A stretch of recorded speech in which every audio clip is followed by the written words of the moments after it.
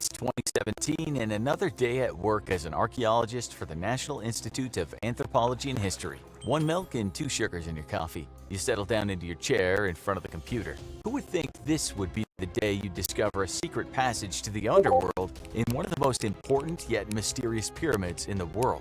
Not you. Not today. Your job isn't quite as exciting as people seem to think when you tell them you're an archaeologist. You definitely have to play the long game. Rather than digging up ancient ruins at historical sites every day, you're spending your time looking at a computer screen, trying to map out images and scans from the office, instead of being directly involved in the action. You still love what you do, of course, but it's not exactly glamorous. Right now, you're working on a collaboration with the Geography Institute of a local university, the Autonomous University of Mexico, to find out more about a pyramid at one of the most significant historical sites in Mexico, Teotihuacan. The area is a huge tourist attraction and has extremely well-preserved ruins. But you've wanted to know what lies beneath the surface for a long time, and nobody has ever looked below the Pyramid of the Moon as you are now. Along with your team, you've been mapping the area digitally, and now you're surveying the results. As you look at the subterranean map, you notice a slight cavity. Interesting. In your experience, cavities in ancient structures tend to lead to something else. Could this actually be something exciting? You call a colleague over to look at some more images together, and wait, what's this? A door? No, it's more than that. It's a whole tunnel. You're in shock as you investigate further. Already, you found more than you expected to. Discoveries like this don't happen very often. Researching more and putting everything together, you find that the Pyramid of the Moon has a hidden tunnel roughly 10 meters below the ground, with a diameter of around 15 meters, and that it leads into a huge chamber. Such a significant site, buried under the ground for hundreds of years and invisible to the naked eye. You weren't expecting that when you arrived to work this morning. Yet the appearance of the tunnel raises more questions than it answers. Who built it? What did they build it for? And there's something eerie about that big chamber under the ground. Teotihuacan is an ancient city that dates way back to pre-Columbian times, located around 50 kilometers from what's now Mexico City. Once the heart of Mesoamerica's civilization, Teotihuacan was the most important and powerful city in the region back in its heyday, and the home of 125,000 people or more. Even all these years later, it makes for an impressive sight. The first thing that strikes you when you see Teotihuacan is the towering, awe-striking pyramids. At the far end of the site is the Pyramid of the Moon, under which archaeologists recently discovered the secret tunnel. It's only the second largest pyramid at a puny 34 meters high, but it is the most elevated point in the village since it was built on an incline.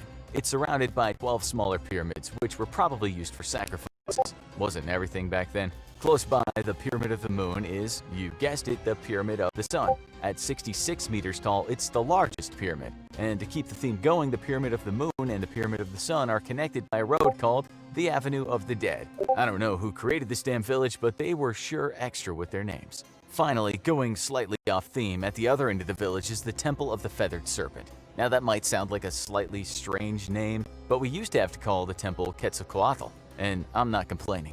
The village of Teotihuacan is laid out in a grid, kind of like most American cities. I guess those architects really were ahead of their time. As well as the main pyramids, it was home to thousands of apartment-like compounds, plazas, palaces, and more. Plenty of places for sacrifice, no doubt. Unfortunately, these superficial facts are pretty much the extent of our knowledge about Teotihuacan. And I've been talking in loose, vague terms about the society who built it and lived there for a reason. We don't know who they are. Most of the story of the historical site is also shrouded in mystery. It's believed that the city was founded around 150 BC, although some estimations put this as early as 400 BC. This is roughly the same time period as ancient Rome existed, but we don't have a cool, catchy name for the people who built Teotihuacan, since we just don't really know anything about them. The most famous ancient civilizations from Mexico are the Mayan.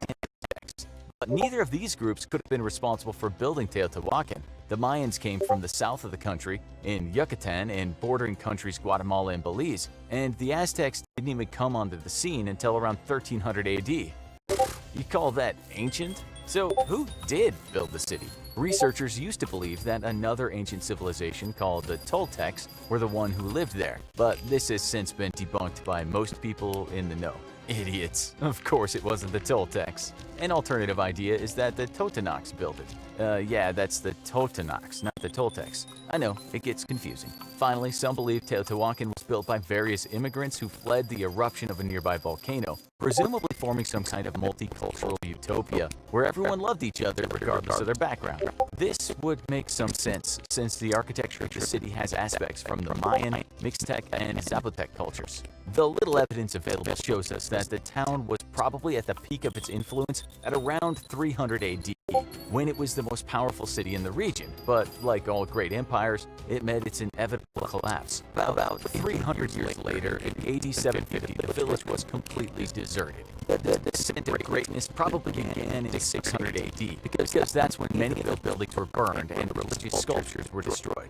Presumably, some kind of revolution took place against the ruling classes to cause such drastic actions of rebellion, because you do not touch the scriptures unless you're really serious. Alternatively, it's possible that this city was invaded, and the attackers were the ones to start burning and destroying everything. This seems slightly unlikely considering the power and influence of Teotihuacan, but then again, maybe they should have focused on defensive military structures instead of